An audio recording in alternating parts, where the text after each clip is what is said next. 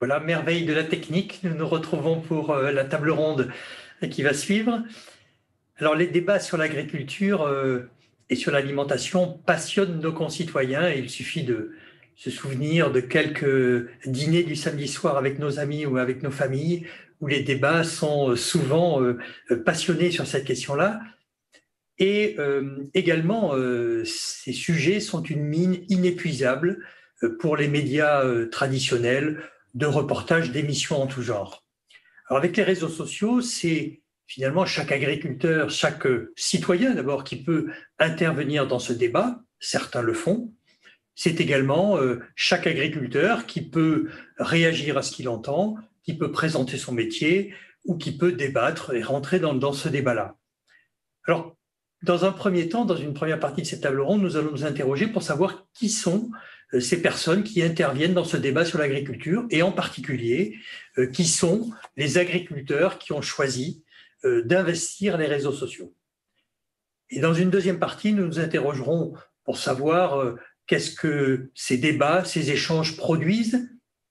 Parfois, ce sont des controverses. Est-ce que cela produit plutôt du rapprochement de points de vue entre des citoyens et des agriculteurs, ou est-ce que, au contraire, on observe une augmentation de la radicalité des positions de chacun? Alors, pour répondre à toutes les questions que l'on va se poser, 5 intervenants. Alors, comme je ne peux pas les désigner et qu'ils sont dans une place différente sur vos écrans, ils lèveront la main quand je les citerai. Alors, Étienne Fourmont, tout d'abord, qu'on vient de voir dans la petite respiration que vous venez de voir, qui est agriculteur laitier, producteur en Sarthe, un des agriculteurs de France les plus actifs sur les réseaux sociaux. Étienne, vous vous qualifiez vous-même d'agri-youtuber, et comme vous êtes malicieux, on le voit d'ailleurs sur le titre de sur le petit post de votre écran, comme vous êtes malicieux, vous avez écrit beurre comme il convient pour un producteur de lait, et vous avez également un pseudo sur votre chaîne YouTube qui est Agricole. Là encore, un petit peu d'humour. Col écrit K-O-L. J'imagine que ce sont les codes de YouTube que vous utilisez à travers ces petits exemples. Louis Régnier, qui est doctorant en sociologie à l'INRAE. Vous êtes en 2e année de doctorat et de thèse et vous travaillez sur les usages des médias sociaux en agriculture et notamment sur YouTube.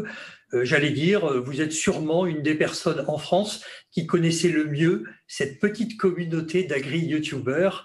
Là, pas écrit B-E-U-2-R-E, bien entendu.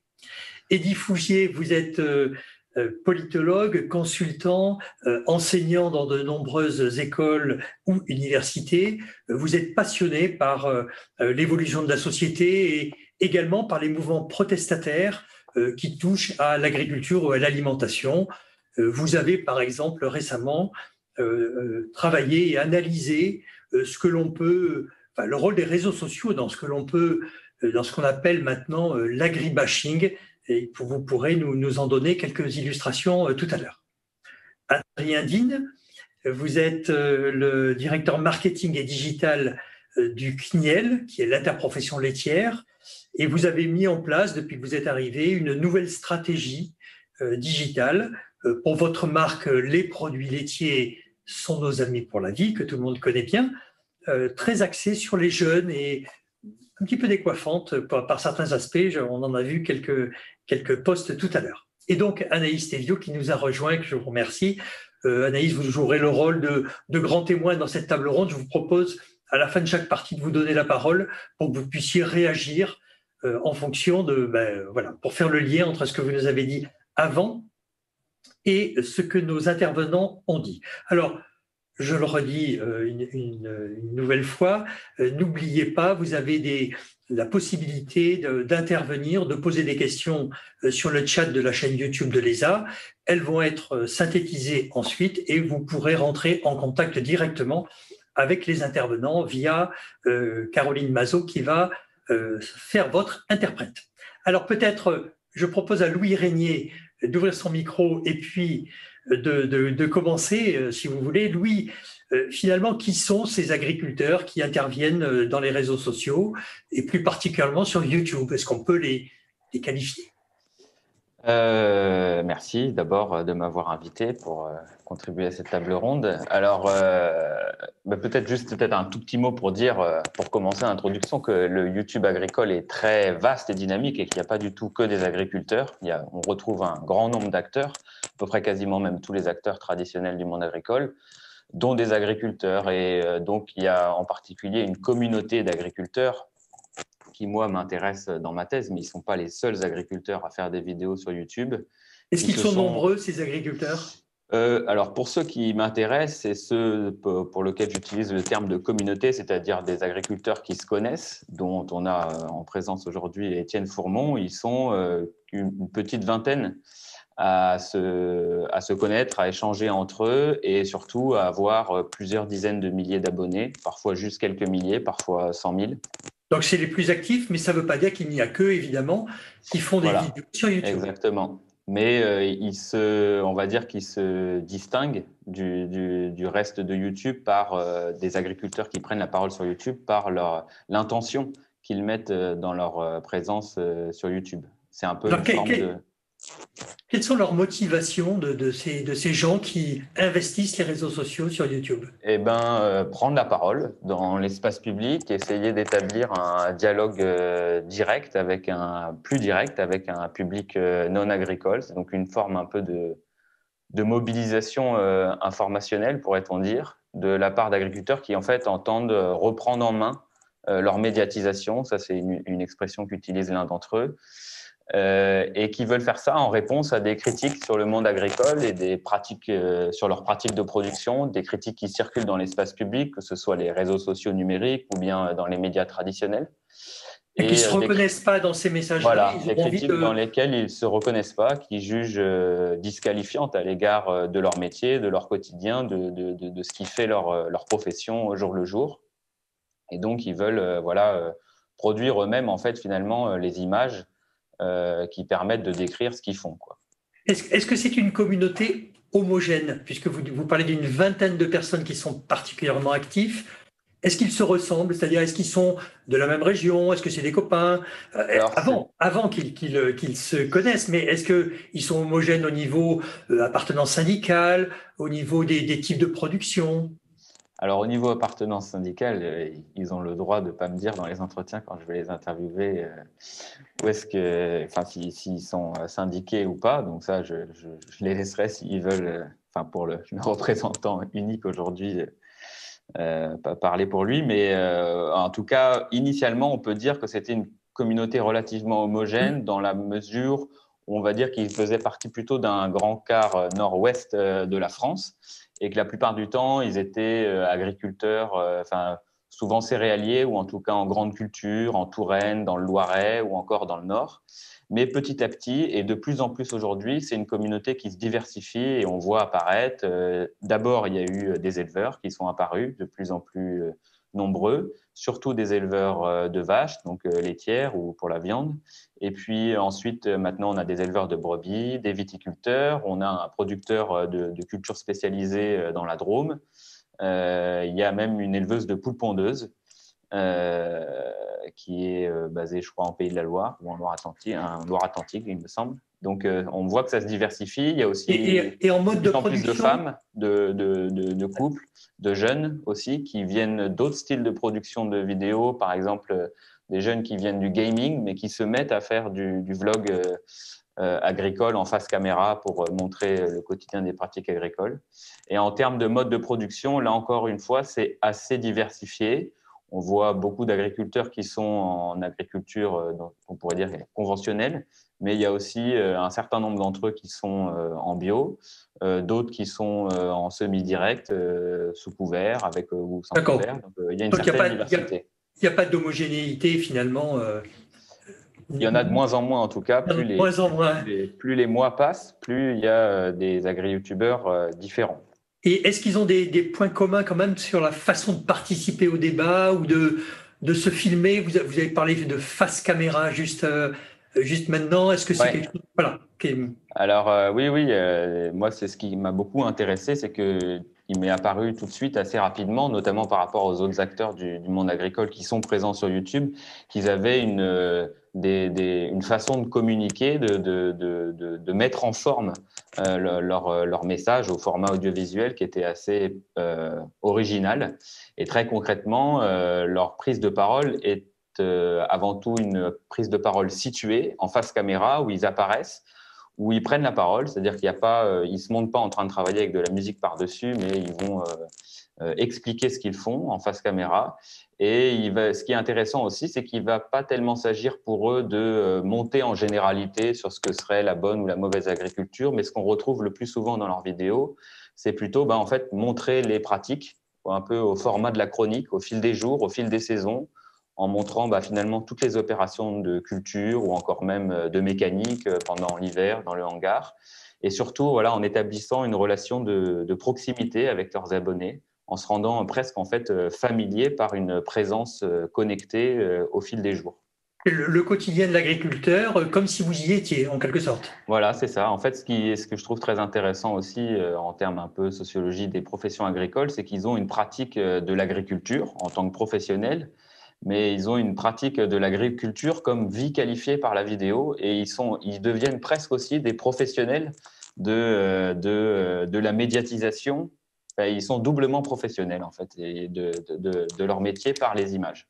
Merci Louis. Alors Étienne, ben voilà, c'est à vous de nous dire, voilà, est-ce que vous vous retrouvez dans ce portrait que fait Louis de l'ensemble des YouTubeurs, enfin de la petite communauté qui est très active. Donc vous avez une chaîne YouTube, on l'a Oui, vu tout à l'heure. exactement. Combien d'abonnés, Étienne? Donc, alors, bonjour tout le monde et merci beaucoup pour l'invitation pour cette table ronde. Alors donc j'adhère totalement forcément aux propos de Louis. Il a très bien expliqué un peu la communauté d'agri-youtubeurs.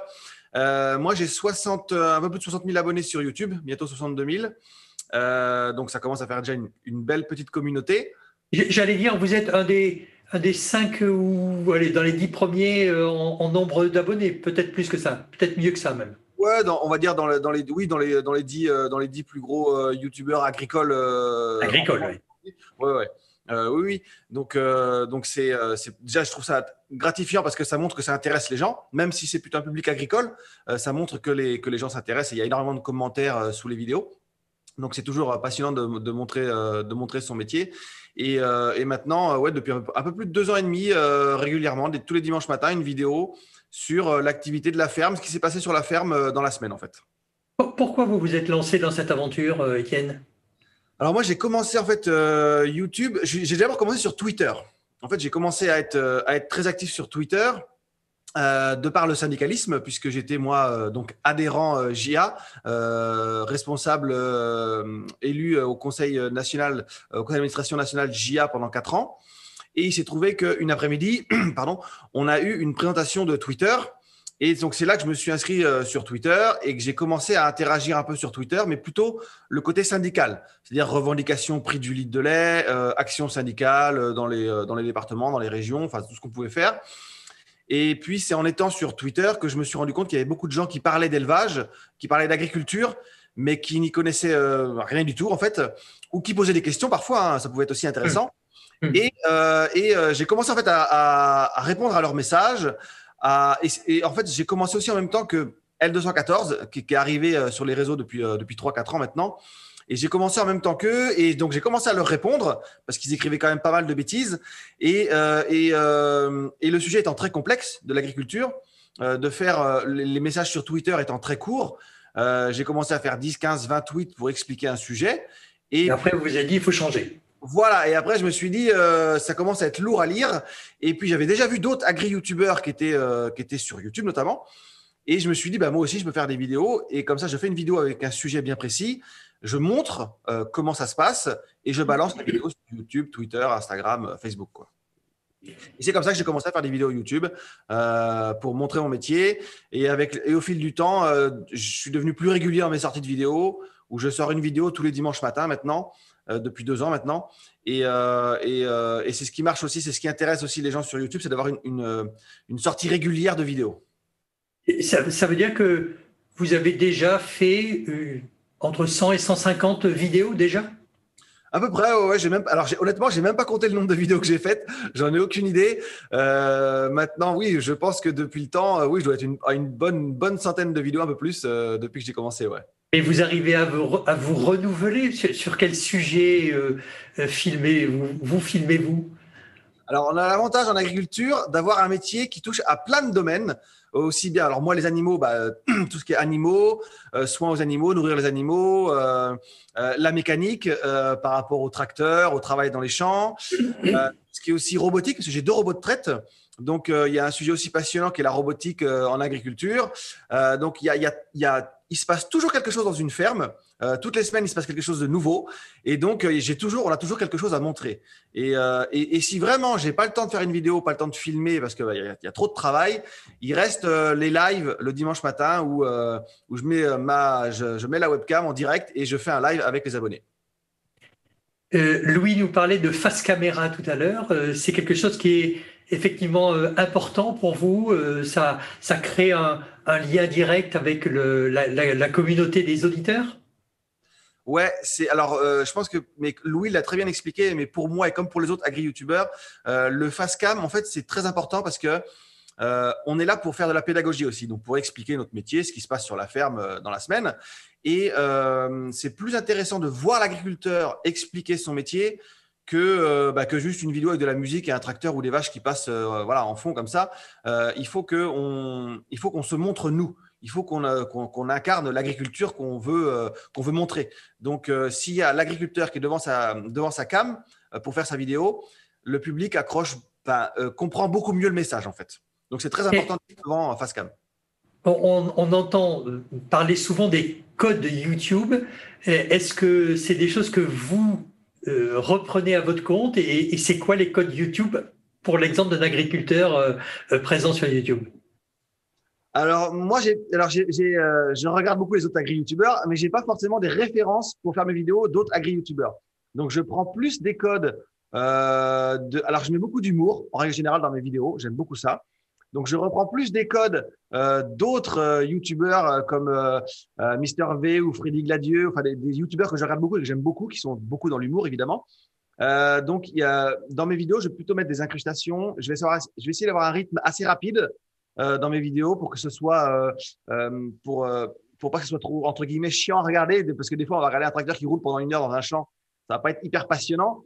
J'essaie d'avoir du rythme et j'essaie d'avoir un peu de musique aussi, forcément, des effets sonores, des effets vidéo, mais toujours essayer de rythmer la vidéo pour que voilà, ça soit captivant en fait. Vous avez dit que au départ vous aviez commencé par Twitter. Vous êtes également présent sur d'autres réseaux sociaux que YouTube. Lesquels et combien d'abonnés? Qu'est-ce que ça représente? Donc Twitter, le premier, celui où j'ai commencé vraiment à faire de la pédagogie sur le métier d'agriculteur, où là je dois être un peu plus de 18 000 abonnés, je crois aujourd'hui, donc ce qui est déjà pas mal aussi sur Twitter. Twitter, et puis je me suis mis aussi donc en même temps que YouTube, je me suis aussi mis sur Instagram. Parce que ça reste déjà j'adore la photo, j'adore tout ce qui est photo, donc je trouvais que le réseau était pas mal et ça reste un des réseaux aussi les plus utilisés par les jeunes aujourd'hui. Donc je trouvais intéressant d'y être voilà pour montrer aussi pour faire de la pédagogie sur le métier. Et finalement chaque réseau social a un public un peu cible ou un objectif cible.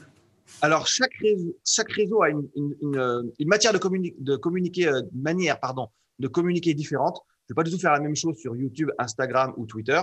C'est vraiment un mode de communication différent. Après, en termes d'abonnés, je remarque quand même que YouTube et Instagram, c'est un petit peu les mêmes personnes, les mêmes abonnés.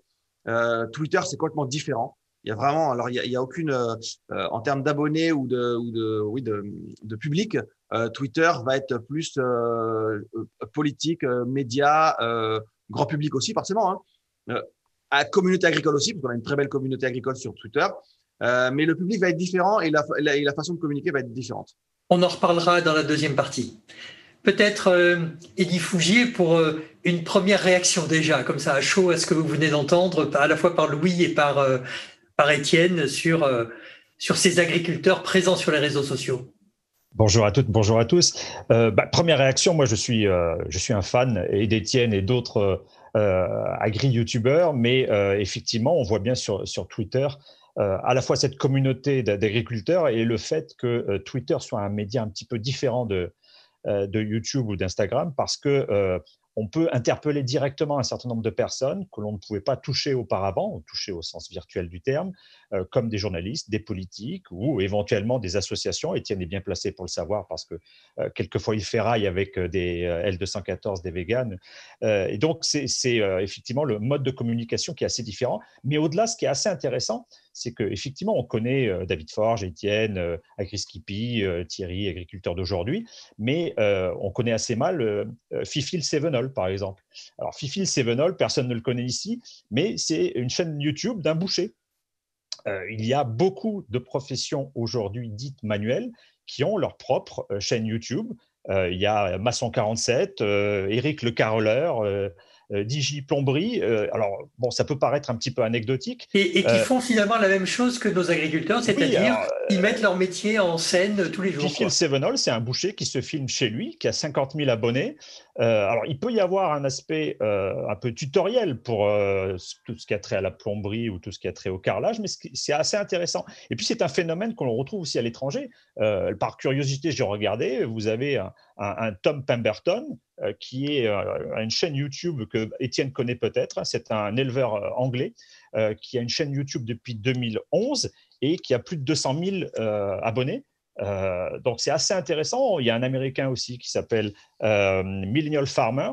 Il a 664 000 abonnés. Alors, c'est à l'échelle américaine, c'est toujours gigantesque. Alors, ce qui est assez intéressant, c'est que c'est la motivation pour laquelle il a fait sa vidéo. C'est effectivement le fait qu'il y ait de plus en plus de personnes, comme le disait Étienne, parlent d'agriculture et parlent d'alimentation, mais qu'il y avait aussi de plus en plus ce qu'il appelle de la désinformation, de la mauvaise information. Et donc, il cherchait à répondre à ça. Donc, c'est une préoccupation qui est globale, que l'on voit à l'étranger et que l'on voit dans d'autres secteurs qui sont, comment dire, souvent un petit peu dévalorisés socialement. Un plombier, un carreleur, il y a une chaîne d'élagueurs. Bon, c'est vrai que ce ne sont pas des métiers qui sont mis en avant, c'est moins à la mode que influenceur dans la Fashion Week. Est-ce que les agriculteurs qui sont présents sur les réseaux sociaux de façon générale ont-ils des caractéristiques un peu spécifiques ? Alors, c'est encore une fois, comme le disaient Étienne et Louis Régnier, en fonction du type de réseau social, on n'a pas du tout le même objectif et le même mode de communication. Donc, effectivement, YouTube, c'est assez spécifique. C'est quelque chose qui est assez visible, hein, on le verra dans la partie sur l'impact, et qui amène les médias à s'intéresser à en faire des bons clients, et Étienne en fait partie. On le voit beaucoup dans les médias. Twitter est dans une autre logique. Twitter, c'est effectivement, je dirais, puis là, il faut diviser ce qu'on peut qualifier d'agri-twitto actifs. Et d'ailleurs, ils se réunissent très souvent dans l'association France Agri-Twitto. Et puis, il y a ceux qui regardent et qui sont plutôt passifs. Donc, on n'a pas tout à fait la même approche et la même vision. Et puis, il y a d'autres réseaux sociaux. Hein. Il y a même des réseaux sociaux spécialisés. Hein. Il y a Farmer, un réseau social spécialisé dans le monde agricole, dédié au monde agricole, uniquement pour les agriculteurs. Et puis, il y a les réseaux classiques, hein, comme Facebook. Et on voit, par exemple, l'association Agriculteurs de Bretagne qui fait des portraits semaine après semaine d'agriculteurs sur Facebook. Donc, je dirais, en fonction du média, il y a des approches différentes et puis il y a des agriculteurs qui peuvent être plus ou moins actifs ou plus regardés mais on le sait très bien qu'en termes d'intérêt pour ces réseaux sociaux et même de possession d'un smartphone ou d'un ordinateur, les agriculteurs sont, contrairement à ce que le grand public pense, sont ultra connectés. On parle d'agriculteurs, justement.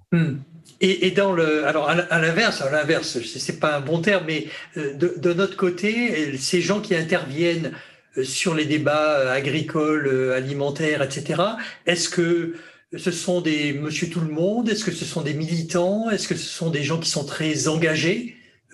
Pour faire le lien aussi avec ce que Anaïs Théliot nous a dit tout à l'heure. C'est toujours difficile d'évaluer ce genre d'éléments parce que bon, on peut les évaluer de façon précise, mais moi je n'ai pas nécessairement de logiciel pour le faire.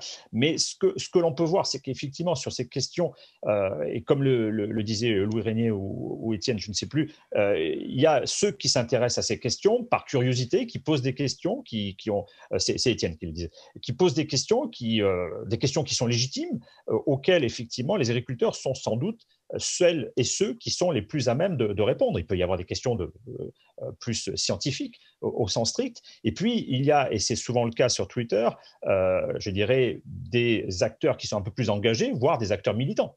Et donc là, c'est un peu plus compliqué d'entrer dans un échange. Alors, quelquefois, le dialogue est possible, mais ce sont souvent, j'ai déjà vu des dialogues entre Étienne et des véganes où on se dit, bon, ça va être compliqué. Le végane ne va pas convaincre Étienne et Étienne ne va pas les convaincre de manger une entrecôte. Mais bon, il y a un message subliminal, c'est qu'effectivement, aujourd'hui, les critiques d'un certain nombre de pratiques ne sont plus seules sur le marché numérique, sur le marché de l'information, sur le marché des idées, et qu'il y a un certain nombre d'acteurs qui sont là pour au moins remettre l'église au centre du village. Donc, c'est ça qui est intéressant aujourd'hui dans ce qui est en train de se passer. Merci, Eddy. Adrien Dean, peut-être avant de vous demander ce que vous pensez du débat qui vient d'avoir, quelques mots sur votre expérience au CNIEL. Il faut allumer votre micro peut-être, qui ne doit pas l'être. D'abord, peut-être pourquoi vous avez fait évoluer la communication du CNIEL qui était précédemment assez tournée vers les médias traditionnels. Alors, on va parler de jeu, mais de nous. C'est-à-dire que le CNIEL a eu cette volonté, effectivement, de changer sa communication, de s'adapter aux nouveaux usages de communication. Et donc, c'est là où j'ai intégré du coup, les équipes de l'interprofession laitière en 2018, que je connaissais déjà par ailleurs, car je les accompagnais en agence. Et effectivement, on s'est mis d'accord sur une stratégie de communication pour mieux appréhender le consommateur et surtout le consommateur de demain. Le CNIEL avait jusqu'à présent surtout une communication traditionnelle qui a très bien marché. Hein. On se souvient tous de la campagne Paf Paf le loup et les trois petits squelettes de 2009 qui m'a mis cette chanson dans la tête. Mais effectivement, c'était en 2009. Moi, je suis arrivé vers 2017-2018. Les médias sociaux existaient quand même déjà depuis un moment et le CNIEL avait à cœur du coup de se relier avec ses consommateurs et surtout les consommateurs de demain. Quand je dis les consommateurs de demain, on dit souvent entre guillemets les millennials, un peu tout et rien dire, mais on parle des 15-35 ans. C'est surtout cette génération qui est très digitale native. Et pour les toucher, effectivement, il fallait s'adapter aux nouveaux usages de communication et donc les réseaux sociaux font pleinement partie de leurs utilisations et usages au quotidien. Pourtant, ces jeunes ne sont pas des consommateurs, donc ce n'est pas eux qui achètent directement les produits. Donc c'est une espèce de pari, parce que finalement, ce que vous souhaitez faire, c'est promouvoir les produits laitiers. Donc, voilà, alors effectivement, l'interprofession laitière, ça regroupe l'ensemble des acteurs de la filière et le but est de promouvoir collectivement. Donc, tout à chacune des marques, des industriels ou coopératives, communiquent déjà avec leurs produits via les consommateurs qui ont un pouvoir d'achat et qui sont généralement Français qui ont plus de 30 ans, Français actifs, etc. Mais avec les nouveaux débats de société très liés à l'alimentation, ces nouveaux acteurs qui communiquent beaucoup sur ces sujets, comme cela a été dit précédemment et comme l'expliquait Étienne, effectivement, les jeunes aujourd'hui sont très exposés à ces messages de toutes parts, d'autres un peu moins, effectivement, il n'y a pas que du négatif de manière générale. Et en tant qu'interprofession, on avait effectivement comme stratégie de se dire que voilà, nous, on allait toucher ces jeunes pour les introduire avec nos messages, ce qu'on veut raconter, pour qu'ils soient du coup préparés au monde de demain, à comment consommer, etc. Et qu'ils aient toutes les informations nécessaires, effectivement, à connaître sur l'agriculture, en tout cas sur l'élevage laitier. Et alors, pour toucher les jeunes, on s'y prend comment Chez les jeunes, effectivement, l'idée, c'est pas d'y aller de manière frontale. C'était aussi ma manière de faire. On a trouvé toujours cette image de lobby de manière négative auprès de ces jeunes. Et l'idée, c'était un peu de déconstruire tout ça et de se recentrer sur nos produits, qui sont avant tout des produits du quotidien, hein, le lait, le beurre, le yaourt, etc. Enfin voilà, hein, la majorité des Français en consomment. Et l'idée, c'était de parler avant tout du plaisir, du goût, et après, dans un deuxième temps, effectivement, des modes de production, de l'élevage, etc. Mais pour leur parler, on ne peut pas leur parler en tant que marque. Enfin, c'est pas possible. Enfin, il faut savoir que avant tout, ce sont des individus qui suivent de prime abord leurs amis, leur famille, puis après des influenceurs, des gens qu'ils apprécient.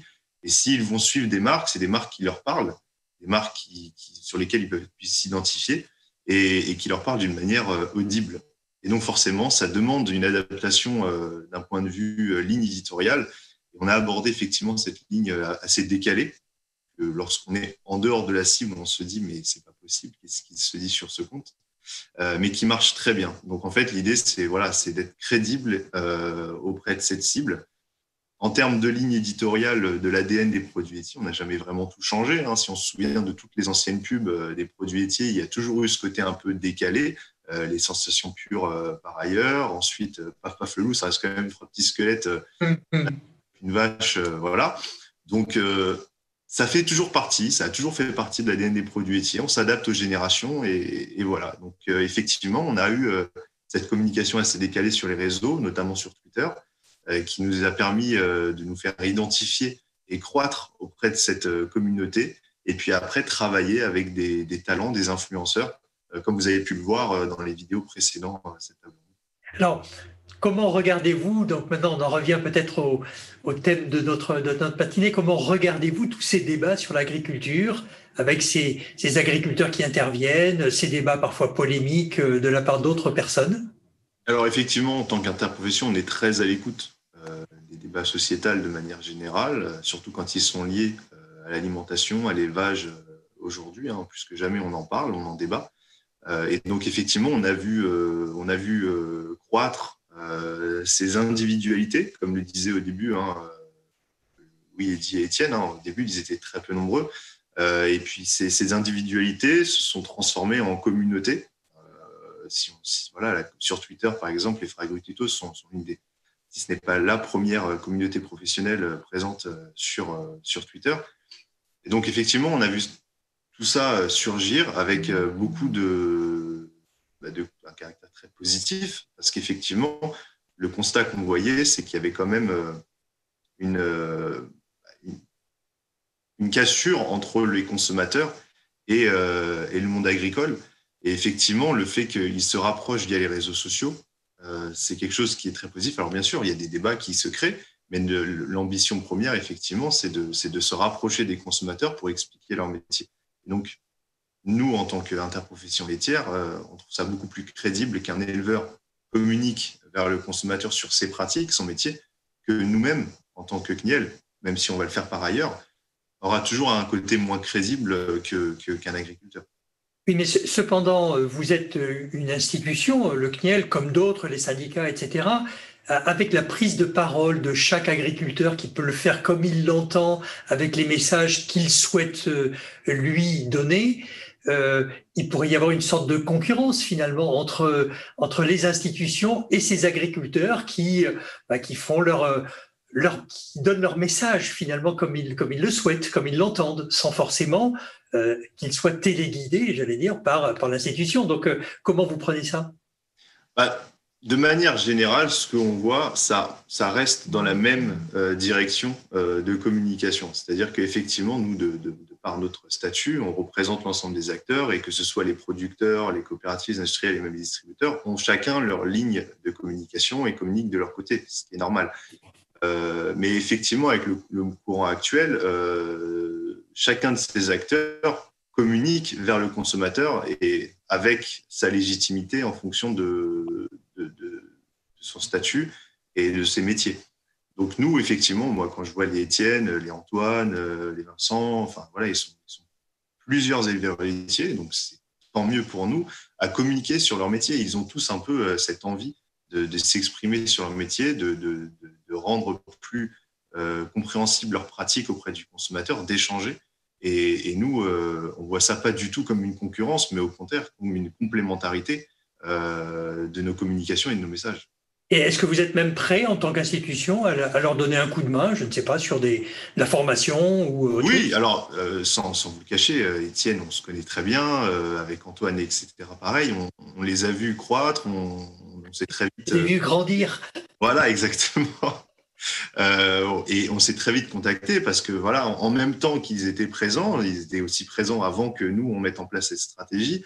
Voilà, on a grandi sur ces plateformes de la même manière. Donc effectivement, on est en tant qu'interprofession laitière, on est présent pour les accompagner. Et voilà, s'ils sont là aujourd'hui, c'est grâce à eux. Bien entendu, ils sont voilà. Étienne, son sens de l'humour, c'est le sien, sa manière de communiquer, c'est la sienne. Et Il n'est même, pas téléguidé, quoi. même si par moment, on n'a pas le même positionnement, ça reste dans la finalité, ça reste toujours positif. Donc, Positif. on va avoir effectivement la capacité, nous, de les accompagner ou voilà, s'ils ont des questions sur, tiens, comment telle fonctionnalité fonctionne, bien entendu, on a cette expertise au sein du CNIEL et on les accompagne avec plaisir. Merci beaucoup. Anaïs Théviot, peut-être un mot. Alors, c'est pas facile votre rôle de réagir sur tout ce qui vient d'être dit, qui est très riche, très, très varié. Votre regard, justement, Oui. sur ces contributeurs. J'ai trouvé ça très intéressant parce qu'au début de mon intervention, tout à l'heure, je parlais des parallèles entre le monde politique et le monde de l'agriculture dans l'usage des réseaux sociaux. Et très clairement, je l'ai retrouvé dans ce qui s'est dit, notamment dans les motivations. Louis Régnier a parlé de reprendre la parole dans l'espace public, un dialogue plus direct avec les agriculteurs. Donc ça, c'est aussi ce qu'on retrouve dans les arguments, dans l'usage du numérique par les hommes politiques, avec cette idée de paraître plus proche. Il y a aussi l'idée de reprendre la main sur leur médiatisation qui a été évoquée. Donc cette idée de dépasser le filtre médiatique, finalement arriver à communiquer plus directement avec les consommateurs et de pouvoir aussi influer sur le discours des journalistes et potentiellement aller contre certaines malentendus ou d'autres points de vue et contester et avoir son propre argumentaire. Donc ça, c'est intéressant. Aussi au niveau des outils. Donc il y a tout un paysage des réseaux sociaux numériques. On a parlé beaucoup de YouTube, on a parlé de Twitter, de Instagram. Alors effectivement, on l'a vu, il n'y a pas les mêmes objectifs, il n'y a pas les mêmes manières de s'exprimer. Sur Instagram, sur YouTube, on va être beaucoup plus dans le visuel. Sur Twitter, Étienne l'a dit, il a commencé sur Twitter avec un côté plus syndical, donc on a un côté beaucoup plus professionnel, militant. On ne parle pas aux mêmes personnes sur Twitter, dû aussi à ce paysage sur Twitter où on a plus de journalistes, plus de professionnels, plus de lobbies, plus de personnes militantes. Alors que sur YouTube et sur Instagram, on va être dans ce côté plus pédagogique, lié notamment à l'image, à la vidéo. Et en même temps, pour celui qui le crée, pour l'agriculteur qui va créer sa chaîne YouTube, il y a un besoin de compétences. C'est ce qu'on a entendu aussi, ça devient un vrai travail. Parce qu'il faut se mettre en scène, ça prend du temps. Il faut aussi vouloir parler face caméra, parce qu'il faut accepter d'être à l'image, ce qui n'est pas toujours évident. Et ça demande des compétences aussi un petit peu plus techniques, ça demande du temps. Donc tout le monde ne va pas forcément prendre cet outil-là. Mais on a aussi vu, vous avez parlé des codes des youtubeurs. Parce que moi, j'ai étudié les codes des youtubeurs qui marchaient en politique, parce que, par exemple, sur la chaîne de Jean-Luc Mélenchon, elle a eu un certain succès, plus de 220 000 abonnés pendant la campagne présidentielle de 2017. Et c'est très étonnant de voir que d'autres candidats aussi ont investi YouTube. Je pense par exemple à Benoît Hamon, mais lui, il avait 6 900 abonnés. Donc, on a un écart énorme. Mais c'est des usages qui étaient très différents. Et on retrouve ces usages-là dans ce que nous a dit aussi Étienne, parler face caméra. Ça, c'est une clé des codes des youtubeurs à succès. Aussi parler de soi, parler de l'intime dans une relation de proximité. Je pense par exemple, dans mon cas du politique, je pense à Jean-Luc Mélenchon qui disait à ses électeurs lors de la campagne présidentielle, il parlait qu'il mangeait du quinoa, il parlait vraiment de sa vie intime, c'est qui n'avait rien à voir avec un programme politique, mais c'était pour être dans cette relation de proximité, presque de quasi-intimité, et de créer une relation directe avec les internautes. Et puis aussi la régularité. Étienne disait tous les dimanches matins, je fais une vidéo. Donc c'est presque un feuilleton. Les internautes attendent finalement cette vidéo. Il y a un rendez-vous qui arrive et c'est intéressant ça aussi. Et puis la tonalité, l'humour. L'humour, ça c'est quelque chose d'important et on l'a retrouvé dans ce que nous disait Adrien avec l'idée d'une communication moins institutionnelle. Ce qui marche sur les réseaux sociaux, notamment auprès d'un public plus jeune, c'est avec des contenus humoristiques. Donc j'ai retrouvé beaucoup de parallèles. Et merci beaucoup. Alors dans la deuxième partie, je voudrais qu'on analyse maintenant ce que produisent ces communications dans les réseaux sociaux, notamment entre les agriculteurs et les citoyens. Alors peut-être Étienne, pour commencer, donc vous dites que votre motivation première, c'est de faire connaître votre métier au grand public, mais finalement, dans les gens qui vous écoutent, qui vous suivent, quelle est la proportion d'agriculteurs, quelle est la proportion de citoyens, pour simplifier, sur votre chaîne YouTube, par exemple? Alors sur YouTube, c'est clair, je vais avoir plutôt un public de jeunes entre 15 et 25 ans, plutôt d'étudiants du monde agricole. Voilà, ça va être clairement, ça va être ça la majorité de mon public. Je pense à 80%, ça va être ça. Donc les étudiants de l'ESA qui nous écoutent, qui sont avec nous en ce moment, ils vous connaissent. J'espère qu'ils sont abonnés. Ils le seront après, c'est sûr. Voilà, ils le seront. Mais non, vraiment, alors un public jeune, évidemment, plutôt du monde agricole. Clairement, c'est un public du monde agricole. Et je veux dire à 80% à peu près, et 20% de public hors monde agricole, on va dire. Voilà. Ça, c'est sur YouTube, c'est clair, c'est comme ça que ça marche. Donc, plutôt sur YouTube, des commentaires bienveillants et des questions parfois très techniques sur les pratiques de la ferme, de ce que je montre. Parfois des questions de gens de l'extérieur qui me disent on ne connaissait pas du tout le métier, on a appris avec ta chaîne plein de trucs, est-ce que ça, comme ci, comme ça, comment ça marche, des questions beaucoup plus simples. Mais voilà, le public reste quand même majoritairement agricole sur YouTube et sur les autres. Ouais. Et sur les autres réseaux, sur Twitter par exemple? Alors sur Twitter, là c'est encore autre chose. Sur Twitter, alors sur Instagram, donc public agricole aussi, c'est le même public que sur YouTube. Sur Twitter, là j'ai pu élargir beaucoup plus mon public sur médias beaucoup, parce que les médias viennent beaucoup. On y reviendra tout à l'heure, oui. Ouais, tout à l'heure. Donc plus médias, politiques et grand public, même si je dirais presque sur Twitter, c'est 50-50, quoi. 50 monde agricole et 50% société hors monde agricole, quoi. Et sur YouTube, ceux qui réagissent, parce que vous disiez il y a un certain nombre de réactions, ce sont plutôt les non-agriculteurs ou c'est plutôt justement ces jeunes du monde agricole qui vous soutiennent? Clairement, c'est plutôt des jeunes du monde agricole qui soutiennent. On a la chance sur YouTube, quand on fait une vidéo, on a les pouces bleus et les pouces rouges. En moyenne, en général, je vais tourner sur la moyenne de la chaîne à 98-99% de pouces bleus, donc de positifs. Et donc, dans les commentaires, c'est pareil, c'est la même chose. Globalement, dans la très, très grande majorité, les commentaires sont très bienveillants. Très positif, soit me posant des questions, soit me demandant de continuer, de faire des vidéos, et 1 ou 2% de commentaires négatifs. Parce qu'il y en a toujours.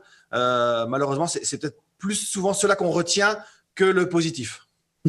Peut-être, Louis, est-ce que ce que nous dit Étienne est généralisable finalement aux autres agri-youtubeurs que vous écoutez avec votre micro? Voilà, c'est bon. Oui, je pense que c'est relativement généralisable. Après, peut-être que certains agri-youtubeurs ont un public plus ou moins agricole. Je pense par exemple que David Forge a peut-être un public un peu plus ouvert. Mais c'est quand même une grosse tendance, une tendance forte qu'on retrouve chez quasiment tous les agri-youtubeurs que j'ai rencontrés et qui sont en fait, voilà, comme l'a montré Étienne, sont les premiers à le savoir, en fait, qu'ils ont un public avant tout agricole, souvent aussi jeunes agricoles, fils d'agriculteurs ou filles d'agriculteurs, en lycée agricole, en BTS, voilà, et qui sont voilà curieux un peu de découvrir le métier autrement. Peut-être que ça se passe dans leur exploitation familiale, de voir des machines différentes marcher, etc. Et c'est plutôt ce public-là qui réagit également et qui poste des commentaires. Alors oui, c'est lui qui. Alors après, comme vient de dire Étienne, il est jamais le seul à réagir. Après, je dirais que ça dépend des vidéos. On va dire que sur des vidéos de routine un peu en semaine, où la vidéo classique hebdomadaire où on filme ce qui s'est passé pendant la semaine, s'il n'y a pas forcément une pratique particulièrement controversée qui est montrée, en général, ça va être à 99% les abonnés qui vont répondre. Et là, donc, du coup, ça sera principalement des gens issus du monde agricole. Mais parfois, certaines vidéos vont sortir un peu de ce cercle. Les algorithmes vont les pousser en avant, ou alors elles vont circuler sur des groupes Facebook ou dans des communautés Twitter. Elles vont être republiées. Repartagées dans d'autres endroits. Et là, parfois, elles peuvent sortir du cercle agricole. Ça a été le cas, par exemple, dans mon entretien, je discutais avec Gilles Véca, agriculteur du Loiret, qui a eu certaines de ses vidéos sur le glyphosate qui faisaient juste quelques milliers de vues au début et puis qui, tout d'un coup, se sont mises à exploser. Et là, en fait, la nature des commentaires change assez radicalement. Et là, on a des commentaires beaucoup plus critiques. Ou un peu comme disait Eddy Fougier tout à l'heure, on se dit assez vite que personne va changer d'avis. Et puis parfois, on voit des dialogues assez conséquents qui s'établissent sur… Ça reste minoritaire, hein, mais parfois sur plusieurs questions-réponses avec des bons gros pavés, plusieurs contributeurs qui viennent discuter. Donc, voilà. Étienne, vous vouliez réagir ? Oui. Par rapport à ce que disait Louis, moi, il y a une chose aussi qui m'a surpris sur le fait de faire des vidéos. Alors, certaines vidéos, j'ai souvent des jeunes qui me disent on a vu ta vidéo en cours, elle a été reprise en cours, notamment la vidéo sur la détection des chaleurs ou le cycle de reproduction de la vache ou la qualité du lait. On me dit souvent tiens, on a regardé ta vidéo en cours, le prof l'a passée, ou sur les cornages des veaux par exemple. Donc c'est assez rigolo à voir, c'est que on se rend compte que ça voyage, mais ça a aussi un impact, ça a aussi un effet pédagogique pour les jeunes en cours. Donc c'est assez surprenant. Ouais. Et Adrien, je pose ces questions entre le public visé et le public atteint. Moi, je vous pose la question, est-ce que finalement, il n'y a pas un décalage entre ce que l'on veut faire, c'est-à-dire avoir une chaîne YouTube pour montrer au grand public ce qui est la réalité du monde agricole, et puis finalement, un résultat qui n'est pas tout à fait celui-là, puisque c'est d'abord des agriculteurs, des fils d'agriculteurs qui réagissent et qui regardent. Alors oui, pour nous, sur nos comptes sociaux, c'est plus simple parce qu'on a plus la facilité d'aborder quelque chose de grand public autour du produit et de s'appuyer du coup sur des influenceurs aux vidéos précédentes où la vidéo est publiée directement sur le compte du youtubeur. Donc, à savoir, comme vous avez vu, Morgan VS ou Studio Daniel, les individus ont déjà leur communauté. Et donc, même si on va les envoyer dans une ferme et qu'ils vont faire une vidéo là-bas, leur communauté est déjà très grand public. Après, effectivement, si on a un regard d'analyse sur les agri-youtubeurs de manière globale, c'est normal qu'ils aient une majorité de communauté du monde agricole. C'est-à-dire que, quel que soit l'individu qu'on est, quand on arrive sur les réseaux sociaux, on se connecte avec son entourage, sa famille, ses amis, mais après, on a ce besoin d'appartenance, de communauté, et du coup, on va se rapprocher avec ses pairs, parce qu'on a aussi ce besoin d'exister, d'avoir de la résonance dans ses propos. Et c'est un peu le jeu des réseaux sociaux, c'est fait exprès pour que le jeu des notifications, on s'y prend et on en veut, et du coup, on en a plus facilement par ses pairs que par le grand public, celui qu'on essaye de séduire. Donc, et alors, notre sujet, c'est quand même celui de savoir si ça a tendance plutôt à rapprocher les gens qui ne se connaissent pas, justement, qui sont d'univers différents, ou au contraire de cultiver cet entre-soi. C'est le piège, effectivement, c'est le piège. C'est-à-dire que nous, c'est souvent, on a ces échanges avec Étienne. C'est normal qu'il y ait aussi cette communauté agricole qui est là. Elle est nécessaire pour exister, pour avoir de la résonance. Et toujours, l'enjeu, c'est d'essayer de l'agrandir vers le grand public. Alors après, c'est au niveau du positionnement, en fonction de ce qu'on va raconter. Forcément, c'est souvent des choses assez techniques. même si de temps en temps, il va y avoir une vidéo un peu plus large sur une question générique, hein, la séparation du veau, par exemple, sur l'élevage laitier, qui va être une question très large sur les gens qui s'intéressent à l'élevage, comparé à peut-être le fonctionnement d'un robot de traite qui est peut-être plus dans la technique. Mais l'idée d'agrandir, en fait, c'est toujours le piège. C'est-à-dire qu'on va agrandir sa communauté grand public et du coup, on va désintéresser sa communauté agricole. Et donc, on va perdre en vue et en intérêt sa communauté qui fait la force de ses vues et de ses interactions. Donc voilà, tout dépend le positionnement, celui qu'on prend, s'il est assumé ou pas. Et c'est pas une question simple à régler, effectivement. Et après, le grand public, on ne peut pas toujours l'attiser au quotidien. C'est-à-dire qu'il va être intéressé peut-être par moment par une question sur l'agriculture, mais ce n'est pas dit qu'il va être intéressé tous les jours. Et du coup, qu'il va donner de l'interaction avec les principaux intéressés au quotidien. Louis Régnier, vous souhaitez intervenir? Oui, je voulais juste ajouter quelque chose sur ce désajustement entre le public visé et atteint et le public atteint, touché. Il y a quelque chose moi qui m'a beaucoup intéressé, c'est que dans le public des agri-youtubeurs, qui donc est principalement agricole, quand on lit un peu les commentaires, certes on voit des agriculteurs ou des gens issus du milieu agricole qui apprécient parler technique entre pairs PAIRS.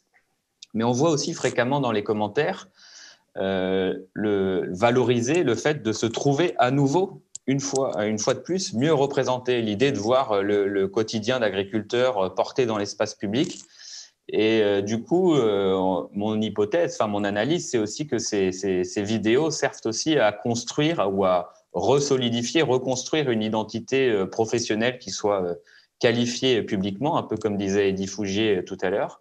Et on le voit, par exemple, j'ai beaucoup d'agri-youtubeurs dans les entretiens qui m'ont dit nous, on voit des jeunes qui étaient fils d'agriculteurs ou alors issus du milieu rural, mais pas fils d'agriculteurs, et qui disent j'ai envie de m'installer et c'est vous qui m'avez donné envie, ou des choses comme ça. Et donc, on voit finalement que, ou sinon parfois des commentateurs plus âgés, on le voit par exemple au prénom, on se doute qu'ils sont plus âgés, qui félicitent les agriculteurs, les agri-youtubeurs en disant merci de faire ces vidéos. On a enfin l'impression que y a des gens qui parlent de nous, qu'on se trouve bien représentés, quoi. D'accord, merci. Mais justement, je voudrais faire prolonger Eddy Fougier, ce que vous venez de dire à l'instant, Louis, sur cette question-là de ce que ça produit finalement, toute cette mise en scène de soi-même. Peut-être d'abord pour l'agriculteur lui-même, est-ce que ça contribue pas à lui redonner d'abord lui une certaine fierté de ce qu'il fait? Oui, alors ça dépend de la façon. Il y a des profils différents, bien sûr, que lui a dû étudier, mais c'est vrai que quand on regarde Thierry Baillet, Thierry agriculteur d'aujourd'hui, il a pris la caméra parce qu'il se sentait un petit peu gêné. Il a appris que son fils était moqué dans son collège parce qu'il était fils d'agriculteur, fils de paysan, quoi. Et donc, il y avait cette idée de prendre la caméra et de dire mince, je suis fier de faire le métier que je fais. Puis il y a des profils type David Forge qui ont pris la caméra dès qu'ils se sont installés. Donc, il n'y a pas là aussi de profil type, mais il y a cette idée c'est d'abord un loisir, une passion, hein, ce sont souvent des geeks, des passionnés de matériel, mais aussi de matériel technologique, et l'idée de faire passer de façon très pédagogique un témoignage sur ce qu'ils font au quotidien. Donc, il y a cette dimension personnelle, et puis il y a aussi la satisfaction, Étienne le sait très bien, d'être médiatisé, d'être sollicité dans des salons, dans des foires, etc., etc. Ça fait partie du jeu aussi, hein. David Forge a été reçu à l'Élysée en 2018, donc il y a cette satisfaction personnelle. Il y a l'aspect égotique, il faut le reconnaître. Et au-delà de l'aspect satisfaction, c'est de l'impact et le sentiment d'utilité. C'est-à-dire, voilà, est-ce que vous venez de nous dire, grâce à ces réseaux sociaux, ces gens sont plus regardés, sont plus connus. Ils sont plus connus également par les médias traditionnels qui les observent, qui les regardent. Et donc, est-ce qu'il n'y a pas un effet amplificateur justement avec les médias, même si la chaîne YouTube de Étienne est suivie d'abord par des enfants d'agriculteurs, les médias savent qu'il l'est, on l'invite et finalement ça fait boule de neige. Oui, sans doute. Alors, il y a aussi, je dirais, cela a été dit par Adrien, la fierté aussi communautaire par rapport au milieu agricole qui se sent souvent dénigré dans l'espace public. Et puis, il y a chez des jeunes, sans doute, des vocations, cela a été dit aussi, des vocations qui étaient présentes, mais qui se sont développées. Il y a des agri-youtubeurs qui sont des futurs agri en tant que tels, hein, des futurs éleveurs, Théo, d'autres, qui fonctionnent très bien, qui donnent certainement envie à d'autres jeunes de passer le pas. Alors qu'on sait très bien que la question de la transmission est compliquée. Et puis, il y a l'aspect indirect, c'est ce que vous venez de dire, à savoir le fait que peut-être qu'ils ne vont pas toucher le grand public en tant que tel, mais ils vont toucher des intermédiaires, notamment des journalistes, qui, alors peut-être plus sur Twitter de façon au sens strict, mais l'effet de la notoriété et l'effet masse d'un certain nombre d'agri-youtubeurs vont faire que ceux-là vont devenir de nouveaux bons clients. Et Étienne en fait partie. On le voit sur beaucoup de plateaux parce que les journalistes ont besoin aussi de nouvelles têtes, d'un nouveau type de discours, d'une façon différente de faire passer des messages par rapport au message syndical traditionnel.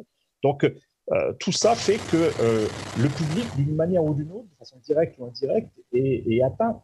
Et je pense que l'aspect le plus important, sans doute, dans ces actions menées notamment par les agri-youtubeurs, c'est qu'ils ne sont pas tombés dans le piège de ce que j'appelle la guerre des modèles. Ils ne sont pas dans cette… quelquefois, ils peuvent être qualifiés par des critiques d'idiots utiles du système, et je pense qu'ils ne sont pas tombés dans ce travers-là. On voit des agriculteurs bio qui ont leur propre chaîne YouTube, on voit des agriculteurs qui sont dans des logiques très nuancées, qui essaient de montrer que c'est pas tout blanc ou noir, que les choses sont complexes. Et donc, c'est ça qui est assez intéressant. Ils ne sont pas tombés dans ce piège de la guerre des modèles. Étienne, un petit commentaire, puisqu'on parle de vous finalement. Est-ce que vous… souligner ce que disait Eddy à l'instant, c'est-à-dire que on a une communauté d'agri-youtubeurs plutôt bienveillante et on échange entre nous en privé sur nos vidéos, et il n'y a pas du tout de concurrence en fait. On est vraiment chacun alors son style ou sa forme de communication, mais voilà, il y en a en bio, il y en a en viti, il y en a plutôt comme moi en intensif conventionnel, il y a tous les styles, et on a vraiment une bienveillance entre nous où on échange sur les vidéos qu'on fait et tout, et je trouve que c'est ça qui fait que ça le message aussi est plus fort, c'est qu'on est de plus en plus nombreux évidemment, mais qu'on porte un message commun d'agriculture positive et de pédagogique factuelle. Et ça, est-ce que ce qu'on disait à l'instant sur le lien avec les médias, qui fait que même si votre chaîne est suivie d'abord par des agriculteurs, le fait que vous soyez médiatisé a aussi quand même est un relais de vos messages qui est important. Vous le ressentez ça ? Alors oui, clairement. Déjà, rien que si je fais une émission de télé, je sais toujours que je vais avoir 300 abonnés en plus grâce à l'émission de télé sur YouTube. C'est à chaque fois, il y a le pic d'abonnés par rapport à l'émission de télé. Donc, il y a évidemment ça qui joue. Et puis surtout, je pense aussi que comme j'étais un des premiers sur Twitter à un peu, on va dire, rentrer dans le tas des antispécistes, anti-élevage, je pense que les médias, comme disait Eddy, je suis bon client, voilà, un peu grande gueule, un peu, voilà, comment dire, oui, un peu grande gueule. Donc, les médias aiment beaucoup ça, et donc ils sont venus me chercher pour refaire la même chose en plateau devant les antispécistes ou les anti-élevage ou anti-pesticides aussi. Ça m'est arrivé de faire. On disait tout à l'heure, c'est Louis, je crois, qui le disait, qu'il y a aussi un rôle de ces agri-youtubeurs ou de ces gens qui sont dans les réseaux sociaux, c'est de fédérer autour de vous une communauté agricole qui se sent un peu représentée. Est-ce que vous vous sentez l'ambassadeur des agriculteurs ? Alors, personnellement, j'aurais pas cette prétention-là de le dire. Après, j'ai énormément de messages de jeunes ou de moins jeunes, même sur Twitter ou sur YouTube, qui me disent « Vas-y, continue, c'est génial ce que tu fais, tu nous représentes bien, tu parles bien, tu t'exprimes bien ce qu'on ressent et tout. » Donc oui, je pense que d'un côté, il y a évidemment ça. Après, il faut faire attention aussi dans les médias de pas passer, Eddy l'a dit, mais je pense pas passer pour les idiots utiles d'un système où on serait juste là en tant que mec qui gueule et qui passe à la caméra juste pour gueuler donc il faut aussi qu'on soit pédagogique dans le message qu'on veut faire passer. Faut trouver l'équilibre entre pas juste jouer la grande gueule, il faut aussi être pédagogique et factuel dans le message qu'on veut faire passer. Anaïs Théviot, je vous propose de faire comme tout à l'heure, c'est-à-dire de faire un retour global et à chaud en fonction de ce que vous connaissez, ce que vous avez étudié et de ce que vous venez d'entendre à l'instant. Et puis après, on passera bien sûr à la question des auditeurs, des internautes qui sont nombreux. Alors, une nouvelle fois, ça m'a beaucoup intéressé parce que encore de nombreux parallèles. Alors, par exemple, au niveau de la réception des messages, et on va parler par exemple sur YouTube à un public jeune et la difficulté aussi à dépasser l'entre-soi, parce qu'on va finalement des étudiants du monde agricole, j'avais noté ça, donc ça reste quand même dans un public jeune de l'entre-soi. Donc comme en politique, avec la campagne de Jean-Luc Mélenchon sur YouTube, il a finalement pas passé le second tour parce qu'il parlait à un des convaincus. Et c'est souvent le problème du politique, c'est de dépasser ces convaincus, d'aller dépasser l'entre-soi et d'aller chercher les indécis. Et là, c'est d'aller chercher le grand public. Et ça, c'est compliqué. Et ça passe potentiellement par ces fameux intermédiaires dont on parlait, donc les journalistes, notamment sur Twitter, qui sont très présents potentiellement pour relayer des messages. Et comment ils choisissent en fait ces interlocuteurs, ces ambassadeurs, puisque c'est le mot que vous avez utilisé, ça va être ce que j'appelle la force du nombre, les métriques du web. Si vous avez beaucoup d'abonnés sur votre compte YouTube, ça vous donne une légitimité pour pouvoir parler, être un porte-parole de votre profession. Alors après, il y a des éléments beaucoup plus du symbolique qui est la construction d'une identité professionnelle, une reconnaissance. Mais il y a cette idée de sortir de l'entre-soi en passant par les journalistes qui vont permettre de relayer le message qui est dit en ligne, hors ligne. Et on a une nouvelle casquette qui est plus celle juste de l'agriculteur, mais du porte-parole, potentiellement de l'ambassadeur des autres agriculteurs. Et c'est repéré par les journalistes qui attendent aussi ça. Ils ont besoin aussi d'avoir des personnes qui vont représenter une profession dans une tonalité plus décalée, alors potentiellement grande gueule, mais aussi humoristique et qui change des formats traditionnels et qui fait aussi vendre, qui fait aussi de l'audimat. Donc chacun a ses intérêts. Voilà, merci. Merci beaucoup Anaïs, merci à vous. Vous restez bien sûr connectés puisque Caroline Mazot doit nous rejoindre pour nous poser les questions. Voilà, parfait, c'est magnifique, ça marche merveilleusement pour nous poser des questions ou nous faire part des remarques des personnes qui nous suivent actuellement sur la chaîne YouTube de l'ESA. Caroline, je vous en prie. Bien, bonjour à toutes et à tous. Alors effectivement, pas mal de questions sur le chat YouTube. J'avais envie de commencer par une question un peu générale que je trouvais intéressante par rapport à la comparaison possible avec l'intervention d'Anaïs et puis finalement les interventions qu'on a eues ce matin là, sur la table ronde. En fait, il me semblait qu'il y avait une différence importante entre le champ politique et puis ce qui se passe dans le monde agricole et la profession agricole en particulier. C'est le fait que dans le champ politique, les hommes politiques sont nécessairement dans l'obligation d'aller chercher des électeurs et donc de s'adresser au grand public. Or, les professionnels, quels qu'ils soient, a priori, et les agriculteurs en font partie, détiennent un savoir un peu spécifique. Et on peut se demander finalement si cette ouverture à la société plus large ne risque pas de leur faire perdre en légitimité. Donc, la question qu'on peut se poser, c'est finalement, est-ce que, je me fais un peu l'avocat du diable, les agriculteurs ont intérêt finalement à communiquer et à prendre le risque, en fait, de ne plus être ceux qui disent ce qui est bon ou juste dans leur domaine de compétences. Donc, c'est une question plus générale. Pour lancer Adrien, peut-être sur cette question-là. Et puis Eddy ensuite. Adrien, je vous en prie. Alors, je pense qu'il n'y a pas un avis tranché sur la question. Le tout est en fonction du coup du communicant, c'est-à-dire que l'agriculteur qui va communiquer sa ligne éditoriale et ce qu'il veut raconter. Donc effectivement, il y en a qui veulent absolument communiquer vers leur communauté agricole. Il y a ceux qui veulent tendre vers le grand public, mais qui ont besoin de leur communauté agricole pour exister. Et comme l'a rappelé effectivement Anaïs, qui après va permettre cette grosse communauté va leur permettre d'avoir une visibilité plus grand public par l'intervention dans certains médias quand les journalistes vont les rechercher. Mais après, effectivement, dans cet agrandissement, il faut qu'ils restent sur leur cœur de métier et il faut pas pour être légitime, il ne faut pas qu'ils s'élargissent trop dans leur champ de compétences. C'est-à-dire pas de se disperser, quoi. Voilà, on va leur demander de parler de leur métier. On peut après leur demander de parler de l'alimentation qui est liée aux produits qu'ils consomment. Mais par exemple, Étienne pourra mieux répondre que moi, mais on ne va pas lui demander, alors, est-ce que c'est bon pour la santé ou voilà. Étienne n'est pas médecin, il n'est pas nutritionniste, etc.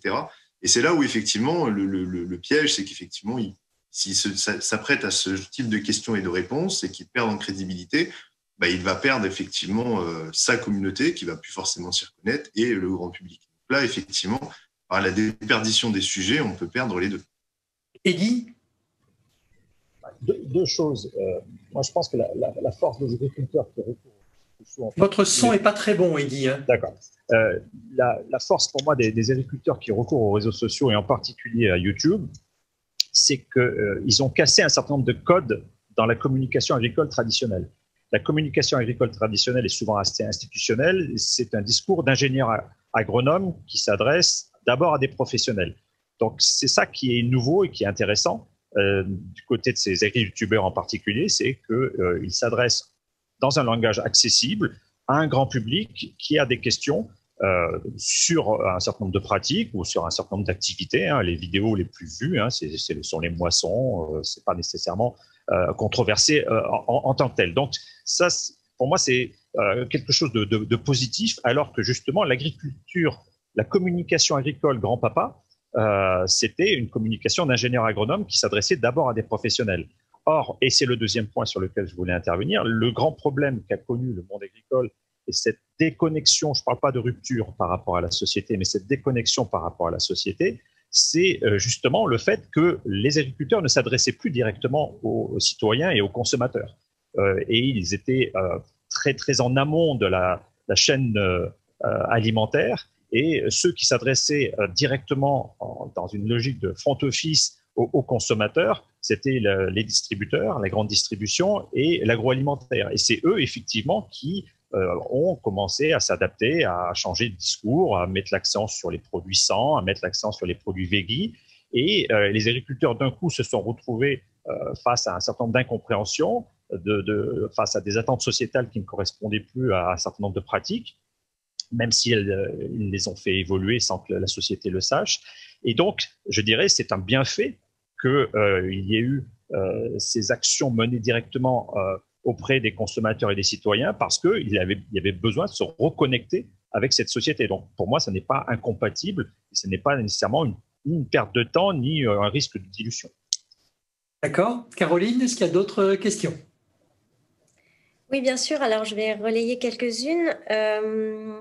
Christine qui nous demande comment maîtriser la communication quand les vidéos, par exemple sur le glyphosate, comme ça a été cité, sortent du site. L'agri-youtubeur n'a pas les moyens de suivre tous les réseaux et d'apporter une réponse sur d'autres réseaux. Ça fait référence à l'intervention de Louis Régnier sur le glyphosate. Voilà, exactement. Peut-être Étienne, comment on maîtrise sa communication ? Peut-on maîtriser ? Doit-on maîtriser ?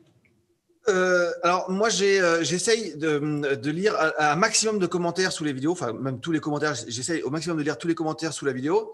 Alors j'ai la chance que la vidéo sorte le dimanche matin, donc le dimanche après-midi je passe beaucoup de temps sur mon téléphone à lire les commentaires des vidéos et à soit liker, commenter, répondre aux questions.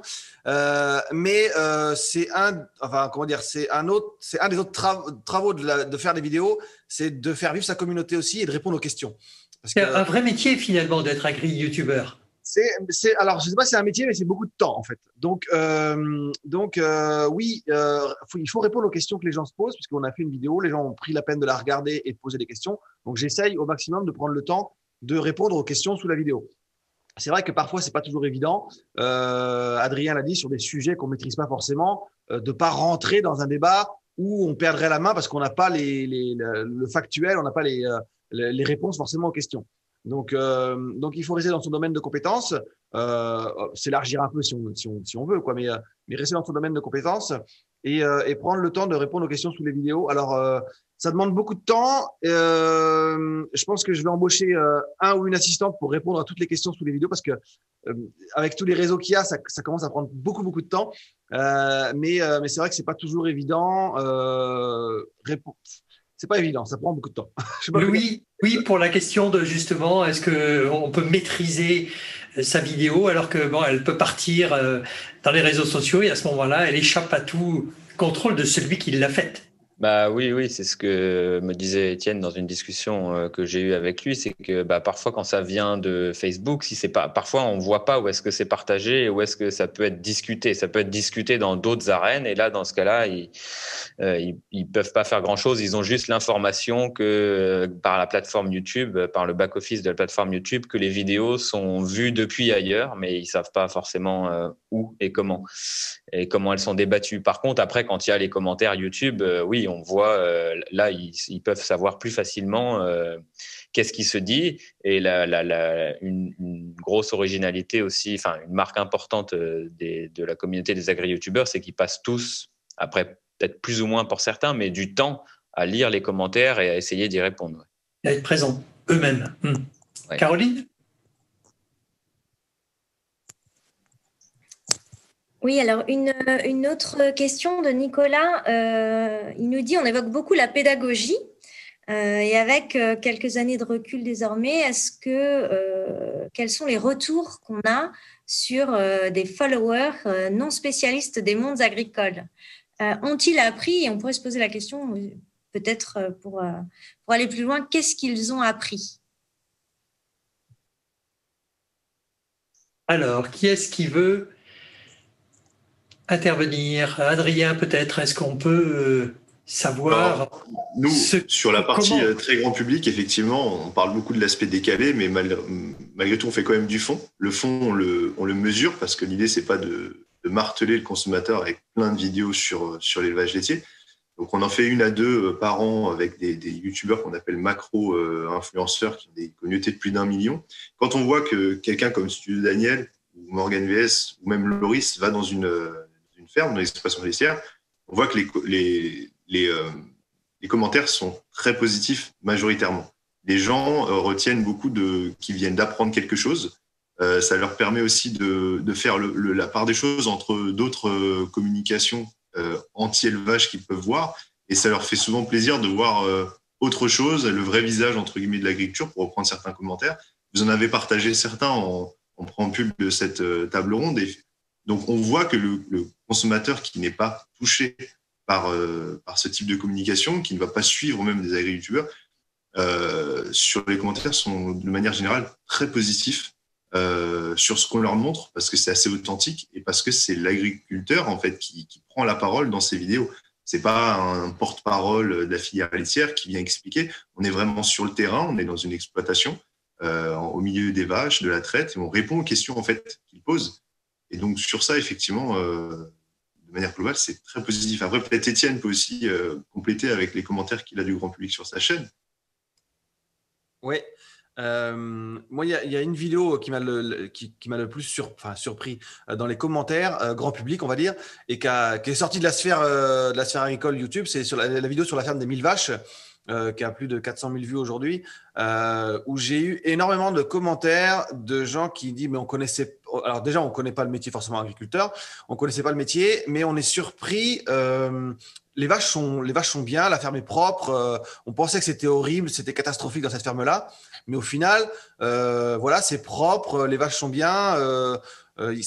Ça les dérange pas, quoi. Ça les dérangeait avant parce qu'ils connaissaient pas du tout. Ils ont vu la vidéo et ça les dérange plus maintenant parce que ils se rendent bien compte que la ferme est bien et que tout se passe bien. Donc j'ai eu beaucoup de commentaires comme ça en me disant on connaissait pas avant, on avait une fausse idée. Heureusement que tu as fait ta vidéo parce que maintenant on a une idée, on a une autre idée de la ferme des 1000 vaches.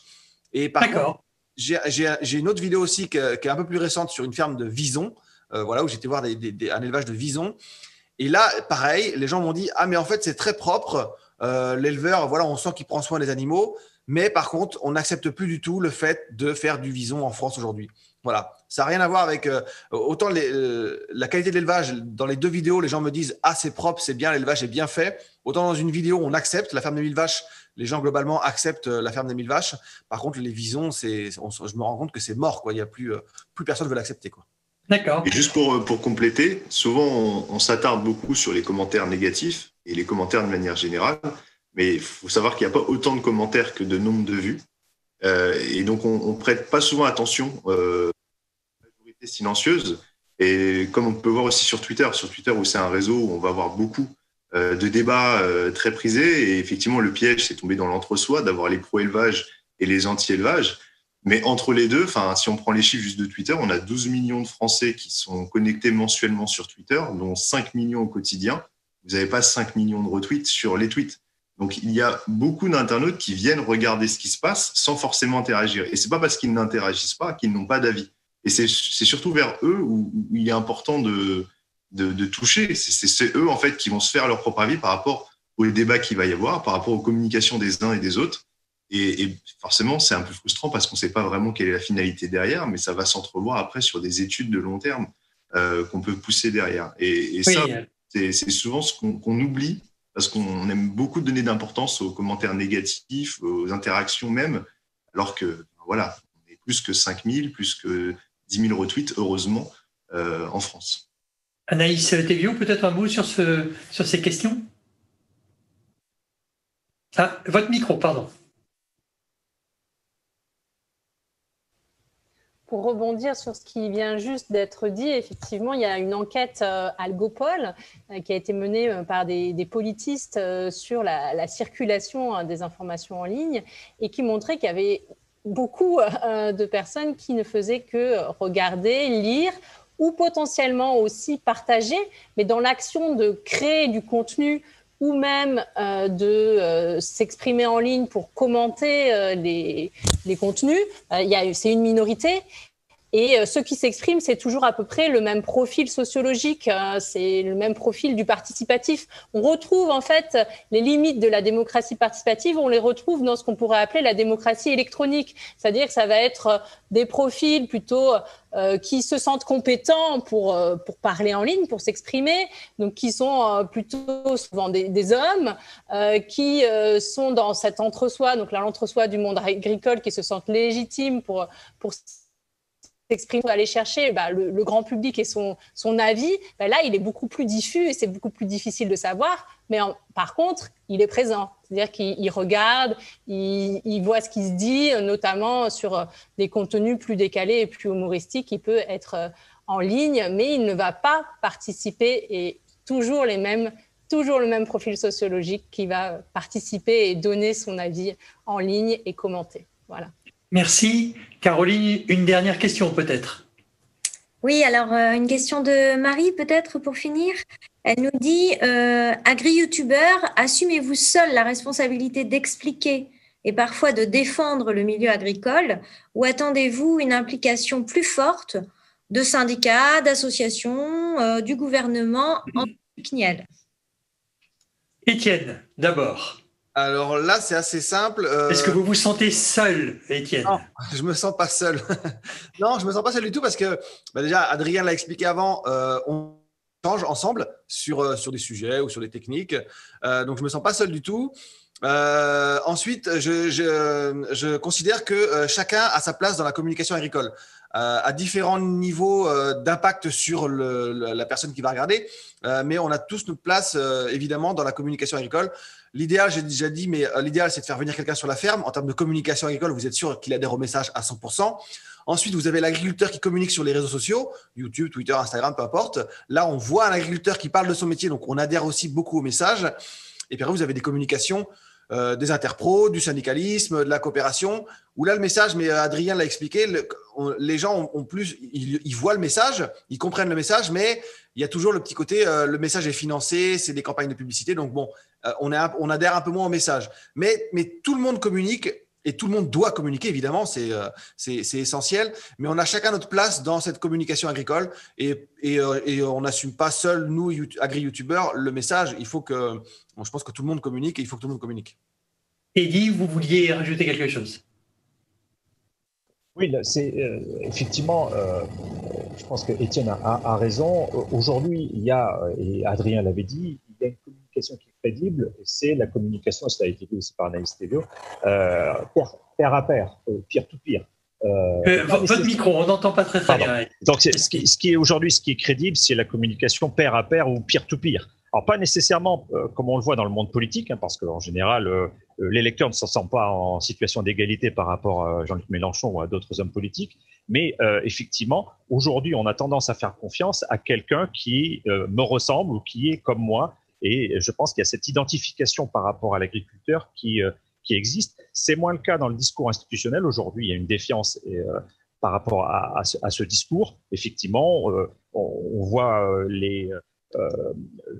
l'aspect com, l'aspect propagande, l'aspect publicité derrière ce type de discours, à tort ou à raison, et c'est un discours qui passe moins bien. Le risque, pour rester sur une porte ouverte par rapport au sujet qui nous intéresse aujourd'hui, c'est sans doute qu'il y ait une forme de professionnalisation, d'institutionnalisation, de récupération par un certain nombre d'institutions de cet aspect assez authentique, assez spontané, assez direct de ces agri-youtubeurs. Ça, c'est un petit peu le risque. Mais ça fait partie, parce que pour les institutions agricoles, il y a la tentation d'avoir une sorte de communication par procuration, par l'intermédiaire de ces agri-youtubeurs. Ça, c'est un risque aujourd'hui, parce qu'on voit bien que beaucoup d'institutions agricoles, peut-être pas le CNIEL, mais sont assez désemparées dans leur façon de communiquer, parce qu'elles n'arrivent pas à toucher un public, notamment le public qui est critique, ou le public jeune. C'est très compliqué aujourd'hui. Donc, ce n'est pas que les institutions agricoles qui se heurtent à ce genre de difficultés. Anaïs Théveaud, vous souhaitiez rajouter quelque chose? Je voulais juste rebondir sur le terme de défiance qui vient juste d'être mentionné, qu'on n'avait pas mentionné avant, et faire le lien avec la première question sur le rapport, la différence finalement avec les agriculteurs et les hommes politiques. Les hommes politiques qui ont, eux, besoin de communiquer auprès de leurs électeurs pendant la campagne électorale, et les agriculteurs, pas forcément. Et ça m'avait fait réagir, cette question-là, au sens, en lien avec cette défiance. Parce qu'effectivement, il y a un point commun. Et le point commun, c'est le besoin de reconnaissance. C'est des professions. On vous entend plus, Anaïs, excusez-moi. Oui, je dis, donc le point commun de ces deux professions, ça va être le besoin de reconnaissance lié aussi à une défiance. Il y a un besoin de relégitimer ces professions, que ça soit celle d'homme politique ou celle d'agriculteur. Donc, c'est des professions qui peuvent être décrédibilisées, et ça passe par restaurer la confiance et casser cette défiance, et potentiellement en cassant les codes de communication traditionnels et institutionnels avec une communication plus décalée. Donc, moi, j'y vois beaucoup de points communs. Adrien, peut-être sur cette question de l'agriculteur youtubeur, est-il seul, ou est-ce que les institutions, les syndicats, l'interprofession les accompagnent? Alors, juste déjà, il y a une réponse dans la question. Si aujourd'hui il est agri-youtubeur, c'est qu'il a une communauté, il n'est de facto pas seul. Donc, il est soutenu, il a besoin aussi de cette communauté qui, à minima, partage. Donc, plus il y aura d'agriculteurs qui soutiennent Étienne et d'autres, plus il y aura du coup de viralisation au sein de leur communauté. Mais après, un agriculteur n'est pas juste, il n'a pas juste une communauté d'agricoles. Hein. On a aussi des amis qui sont en dehors, et en fait, il y a toujours à peu près 20% de sa propre communauté qui est en dehors de sa profession, fort heureusement. Et après, effectivement, nous, en tant qu'interprofession, effectivement, on les soutient, mais pour rejoindre ce que dit Eddy, effectivement, nous, l'enjeu, c'est aussi de ne pas s'en accaparer en se disant « Ah, trop bien, il y a des éleveurs laitiers qui sont sur YouTube, du coup, on va se les approprier. » Et au contraire, le fait de les laisser exister et libres, seuls de leur côté, sans forcément leur demander des choses à faire, etc., leur permet d'avoir cette crédibilité, cette authenticité. Il n'y aurait rien de pire que des agri-youtubeurs, donc éleveurs laitiers, soient labellisés CNIEL. Ils n'auraient plus du tout aucune crédibilité, notamment auprès des médias. Les journalistes, s'ils veulent quelqu'un du CNIEL, ils appellent le CNIEL. Ils ne vont pas appeler un youtubeur s'ils veulent, enfin un agri-youtubeur s'ils veulent un éleveur laitier.